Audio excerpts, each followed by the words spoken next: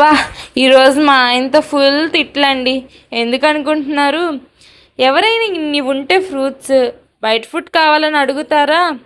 నాకైతే ఇన్ని ఫ్రూట్స్ ఉంటే మీకైతే ఏమనిపిస్తుందో తెలియదు, కానీ నాకైతే మాత్రం ఫుల్ ఎలర్జీ అండి. ఎందుకంటే ఫస్ట్ ప్రెగ్నెన్సీలో తిని తిని ఫ్రూట్స్ మీదే విరక్తి పుట్టేసింది. ఇంకా సచ్చినా తినకూడదని అయితే డిసైడ్ అయ్యాను.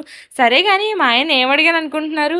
ఇప్పుడున్న చలికాలంలో వేడివేడిగా ఏదైనా తింటే ఎలా అనిపిస్తుంది? హాట్గా అనిపిస్తుంది కదా. సో నాకు కూడా అలాగే అనిపించి వేడివేడి చాట్ అయితే తీసుకురమ్మని చెప్పాను. సో నేను చెప్పింది కాకుండా ఇంకోటి కూడా తీసుకొచ్చారండోయ్. ఏంటిదో తెలుసా? మిక్చర్ అనమాట. సో ఎంత తిట్టినా మా ఆయన ఎంతైనా బంగారం అండి. ఎందుకంటే ఎంత తిట్టినా నేను ఏం కావాలంటే అవి తీసుకొస్తారు. ఇలా మీ హస్బెండ్స్ కూడా ఉన్నారా?